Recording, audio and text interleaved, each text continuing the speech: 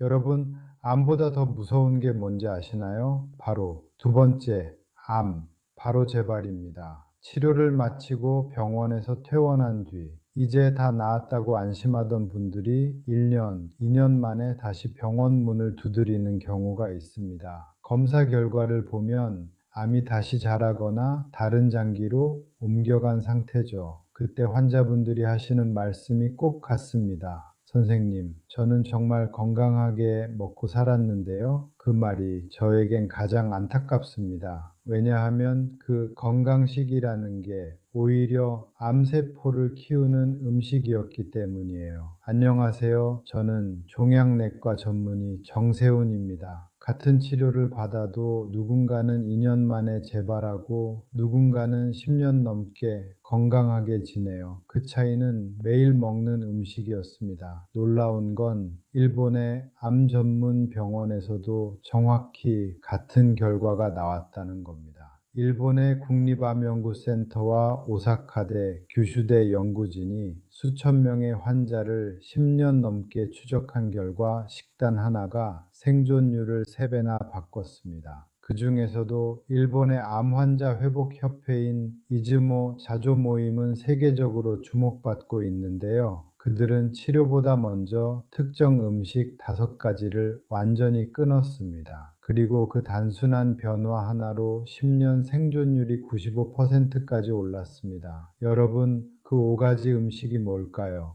더 놀라운 건 우리 어르신분들께서도 몸에 좋다고 매일 아침 저녁으로 드시는 거예요. 건강식이라 생각했던 반찬, 심지어 냉장고 속 익숙한 재료들까지요. 오늘 영상에서는 일본의 암병원에서 실제로 금지된 그 5가지 음식의 비밀을 하나씩 공개해 드리겠습니다. 특히 마지막까지 보시면 단순히 이건 먹지 마세요가 아니라 대신 어떤 음식을 선택해야 암세포가 자라지 않는 환경을 만들 수 있는지까지 알려드릴 겁니다. 지금 이 영상을 보고 계신 여러분, 건강을 위해 매일 챙겨 드시는 음식이 있으신가요?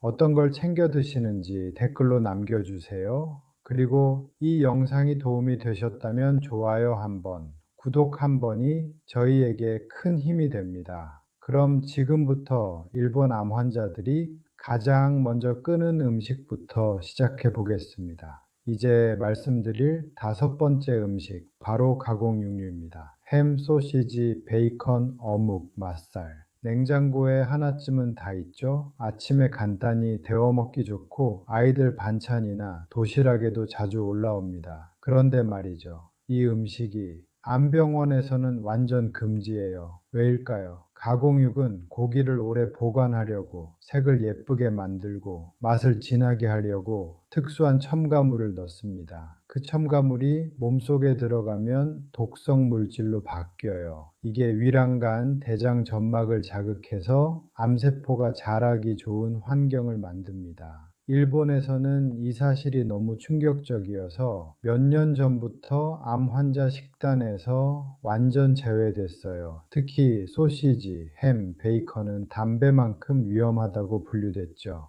아니, 그럼 고기도 먹지 말라는 건가요? 이렇게 물으시는 분들 많아요. 고기가 문제가 아니라 가공이 문제예요. 진짜 고기는 그냥 고기입니다. 돼지고기, 소고기, 닭고기. 근데 가공육은 그 고기에 색소, 향, 방부제가 모두 들어갑니다. 한마디로 고기 모양을 한 화학 제품이에요. 저는 진료실에서 이런 말씀 정말 자주 들어요. 선생님, 전 고기 거의 안 먹어요. 그냥 아침에 햄 조금, 소시지 하나요? 그 조금이 문제입니다. 하루에 하나, 1년이면 300개, 10년이면 3000개가 넘습니다. 몸은 기억하죠. 그게 바로 만성염증입니다. 실제로 제 환자 중에 대장암 수술을 받으신 70살 남성분이 계세요. 술, 담배 안 하시고 매일 산책까지 하셨습니다. 그런데 소시지를 그렇게 좋아하셔서 아침마다 꼭 드셨다는 거예요. 무려 20년 동안요. 그분이 하신 말씀이 아직도 잊히지 않아요. 선생님, 그거 한 개가 그렇게 나빴나요?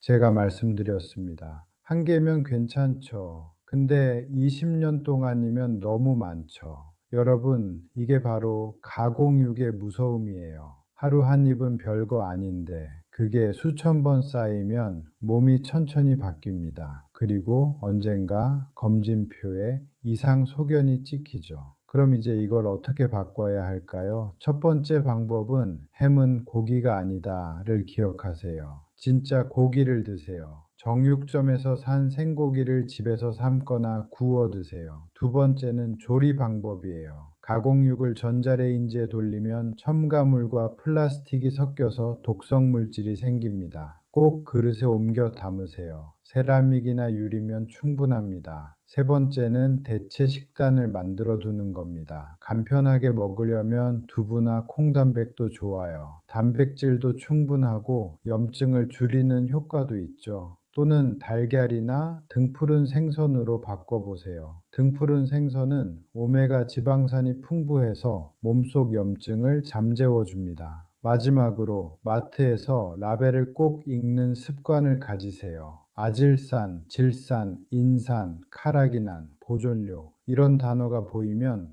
그건 무조건 가공육입니다. 피하시면 됩니다. 오늘 저녁 햄 하나만 덜 먹어도 괜찮습니다. 그게 내 몸의 변화의 시작이에요. 저는 환자분들께 이렇게 말씀드려요. 햄 하나 줄이는 게 약 하나 덜 먹는 겁니다. 자, 다음 네 번째 음식은요. 바로 정제당과 가공 탄수화물이에요. 한마디로 말하면 달달한 것과 하얀 것들, 흰쌀밥, 빵, 면, 과자, 주스, 딱 이 다섯 가지 생각나시죠? 암세포는 이런 음식을 보면 박수치며 달려듭니다. 실제로 의학 논문에 따르면 암세포는 정상세포보다 20배 더 많은 포도당을 먹습니다. 포도당. 당이 바로 암세포의 연료예요. 우리가 달콤한 걸 먹는 순간 정상세포보다 먼저 암세포가 그 에너지를 빨아먹습니다. 그럼 여러분께 여쭈어볼게요. 오늘 하루 혹시 이런 음식 드셨나요? 아침에 흰쌀밥, 점심엔 국수 한 그릇, 오후엔 믹스커피 한 잔, 저녁엔 밥 먹고 과일 한 쪽, 다 합치면 각설탕 30개입니다. 놀랍죠? 흰쌀밥의 당지수는 각설탕과 거의 같습니다. 하루 세끼 밥을 먹는다는 건 결국 하루 3번 당을 흡수한다는 뜻이에요. 그래서 일본의 암병원에서는 암 환자들에게 하얀 음식 금지 원칙이 있습니다. 하얀 밥, 하얀 밀가루, 하얀 설탕. 단 3가지지만 이걸 끊으면 염증이 눈에 띄게 줄어듭니다. 제가 치료했던 환자 중에 74의 여성분이 계셨어요. 매일 아침 건강 주스를 갈아 드셨습니다. 사과, 바나나, 당근, 케일. 심지어 혈당 낮춘다는 여주까지. 그런데 검진을 해보니 혈당이 200이 넘었어요. 이유가 뭘까요? 과일 주스에는 섬유질이 거의 없고 당만 농축되어 있기 때문이에요. 그래서 제가 말씀드렸어요. 할머니, 이제 주스는 그만 드시고 사과 반쪽만 씹어 드세요. 2달 뒤 혈당이 정상으로 돌아왔습니다. 그때 하신 말씀이 이랬어요. 좋은 재료라도 방법이 틀리면 독이 되네요. 정확한 말이에요. 그럼 어떻게 해야 할까요? 첫 번째, 밥부터 바꿔보세요. 흰쌀 대신 현미나 귀리를 섞으면 당 흡수가 절반으로 줄어요. 씹는 맛도 좋고 포만감도 훨씬 오래 갑니다. 두 번째, 간식은 통으로, 색은 어둡게. 과일은 주스로 마시지 말고 껍질째 씹으세요. 사과 반쪽, 포도 5알이면 충분합니다. 빵이 먹고 싶다면 통밀빵이나 호밀빵으로 바꾸세요. 하얀 빵 대신 갈색 빵. 세 번째, 식사 순서를 살짝 바꿔보세요. 채소 먼저, 단백질 다음, 탄수화물은 마지막. 이 순서 하나로 혈당이 천천히 올라갑니다. 몸이 한결 편안해져요. 네 번째, 단맛이 그리울 땐 꿀이 아니라 계피. 계피는 단맛을 대신해주고 혈당 상승을 억제합니다. 차로 우려 마셔도 좋고 요거트에 살짝 섞어도 좋아요. 절대 먹지 말라는 게 아닙니다. 조금만 바꿔보자는 거예요. 밥 한 숟가락 줄이고 주스 대신 물 한 잔 마시고 과자 대신 견과 한 줌. 그 3가지면 충분합니다. 일본 암센터의 연구에 따르면 당 섭취를 절반으로 줄인 환자들의 3년 내 재발률이 무려 6분의 1로 줄었습니다. 그만큼 당 조절이 강력한 치료법이에요. 단맛을 줄이면 입보다 머리가 먼저 맑아집니다. 몸도 점점 가벼워지고요. 선생님, 그럼 과일도 끊어야 하나요? 이렇게 물으신다면 저는 이렇게 말씀드립니다. 끊지 말고 반만 드세요. 절반만 줄여도 혈당은 안정되고 면역세포가 깨어납니다. 오늘 저녁 밥 한 숟가락 덜고 주스 대신 미지근한 물 한 컵. 그 작은 선택이 내 몸의 불을 끄는 시작이에요. 세 번째 음식은 튀긴 음식과 트랜스 지방입니다. 치킨, 감자튀김, 도넛, 그리고 바삭한 과자들. 누가 봐도 맛있죠? 냄새만 맡아도 침이 고입니다. 하지만 이 바삭한 한 입이 몸속에서는 불을 붙입니다. 트랜스 지방은 기름을 아주 뜨겁게 가열할 때 생겨요. 기름이 끓는 순간 분자 구조가 뒤틀리면서 자연에 없는 인공지방이 됩니다. 이게 몸속으로 들어가면 세포막을 딱딱하게 만들어요. 세포가 숨을 못 쉬게 되죠. 정상세포는 산소를 좋아하지만 암세포는 산소를 싫어합니다. 그런데 트랜스 지방이 쌓이면 몸속 산소가 줄어들고 암세포가 편하게 자랍니다. 여러분, 혹시 이런 경험 있으신가요?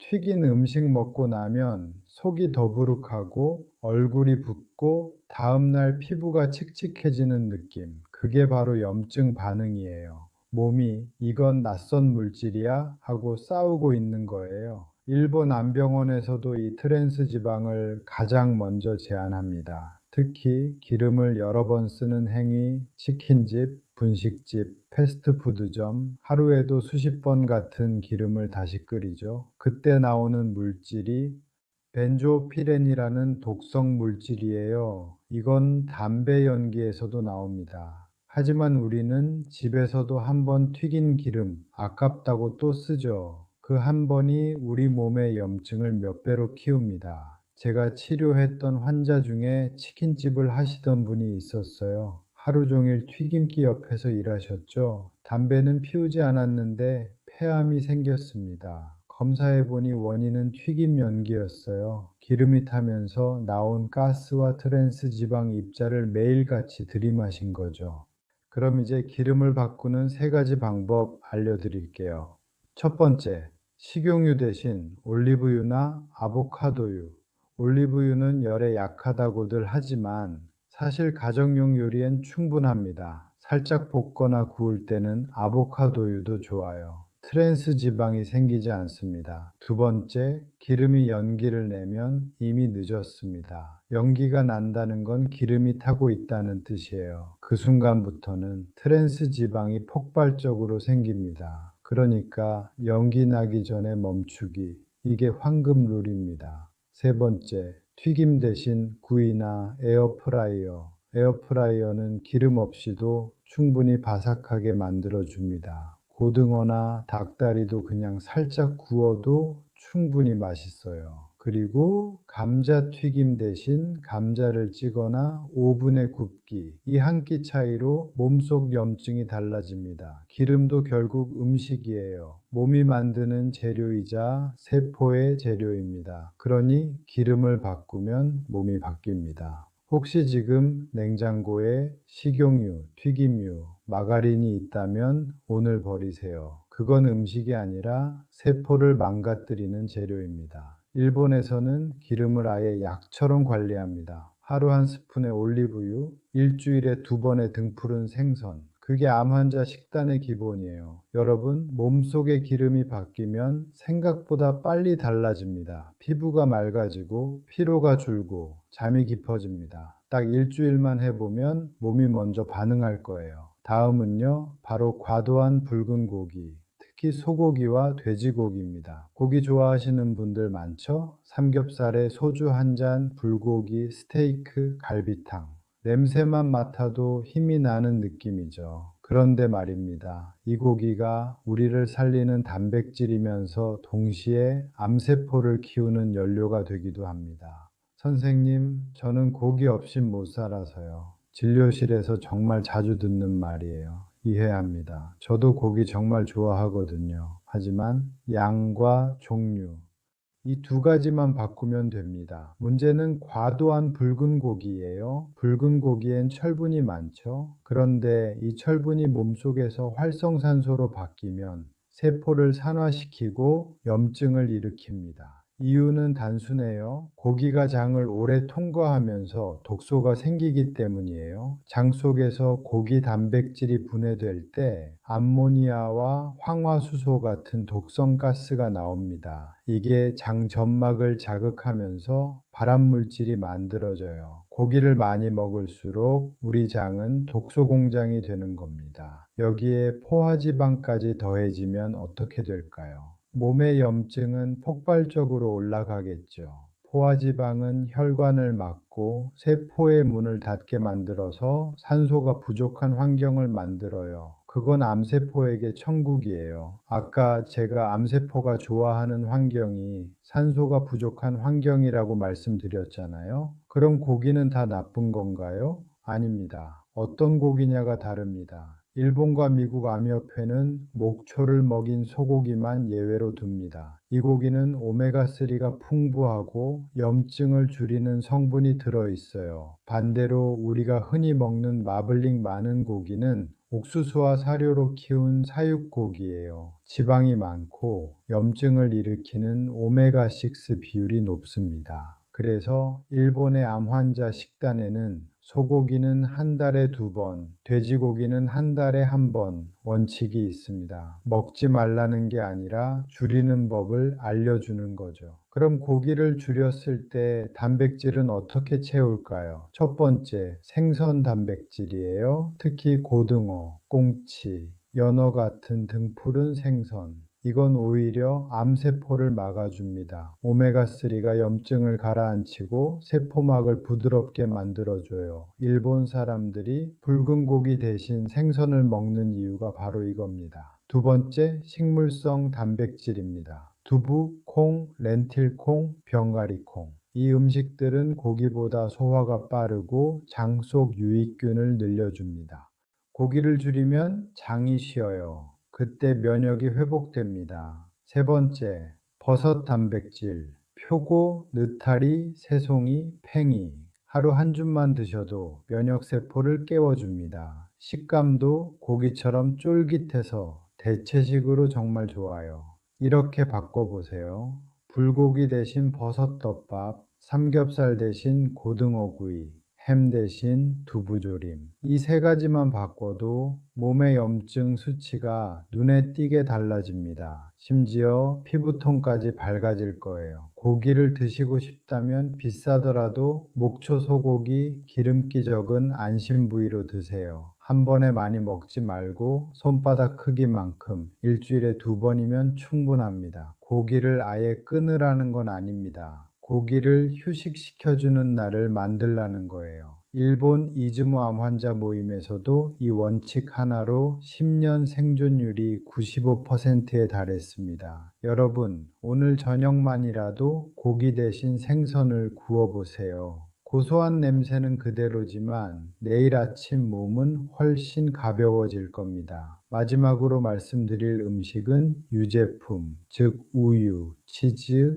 요거트입니다. 선생님, 우유는 몸에 좋다던데요? 정말 많은 분들이 이렇게 말씀하세요. 특히 어르신들은 어릴 때부터 우유는 완전 식품이라고 배웠잖아요. 그런데 우유는 사실 사람을 위한 음식이 아니라 송아지를 위한 음식이라는 거예요. 송아지가 태어나서 몇 달 만에 수백 킬로그램으로 자라는 이유, 바로 그 안에 들어있는 성장 호르몬 때문입니다. 그런데 그 우유를 우리 어른이 매일 마신다라고 생각해 보세요. 성장 호르몬이 들어와 몸속 모든 세포에 자라라 자라라 신호를 보냅니다. 그런데 문제는 뭐예요? 암세포도 함께 자란다는 것이에요.